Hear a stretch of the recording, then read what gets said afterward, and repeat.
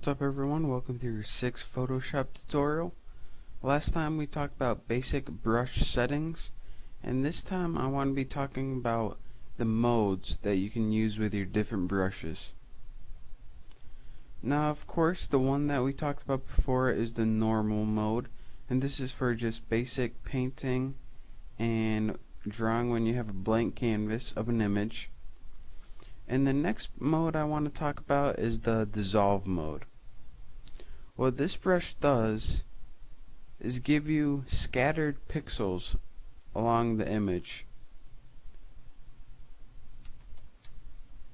The next mode I want to talk about is the multiply mode. The ones we skipped have to deal with using layers, and since we don't know what those are yet, they won't really be very useful right now. But the multiply and screened mode are very similar.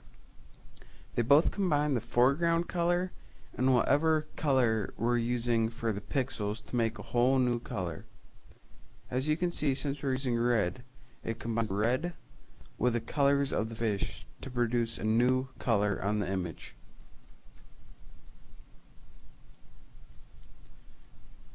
Now, what the lighten color does is use the foreground color to lightly overlay the pixels. As you can see, not only does it paint over the pixels, but also produces a light shade of whatever color we're using, in this case, red. The next mode I want to talk about is the overlay mode. Now the overlay mode has several modes underneath it in the same category. What the overlay mode does is enhance contrast and saturation. And as you can see, the different modes, the more intense they are as they move down. So as you see, the most intense, how much contrast there is and how much saturation of color that it actually brings out. Now, the last mode I want to talk to you about before I get into the basics right here is the luminosity.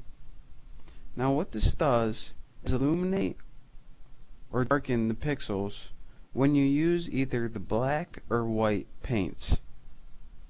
It just makes your image darker or lighter. You usually want to use this when you're using a very light opacity. And of course, the last ones, the basics ones I want to talk to you about, is hue, saturation, and color. Hue, of course, affects the hue. Saturation, as you can see, it brings out more of the natural colors in the image.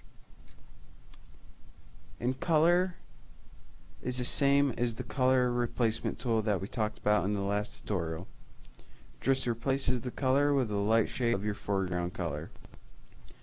And these will make a lot more sense when we actually begin to use them in projects.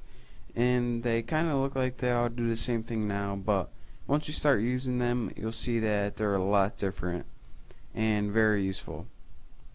So now that we covered all of the basic modes, in the next subject we're going to be talking about the paint bucket and gradient tool. And if you missed anything or want to review what we went over today, you can go to my website, thenewboston.com, and I'll give you a step-by-step tutorial of everything we went over. Thank you.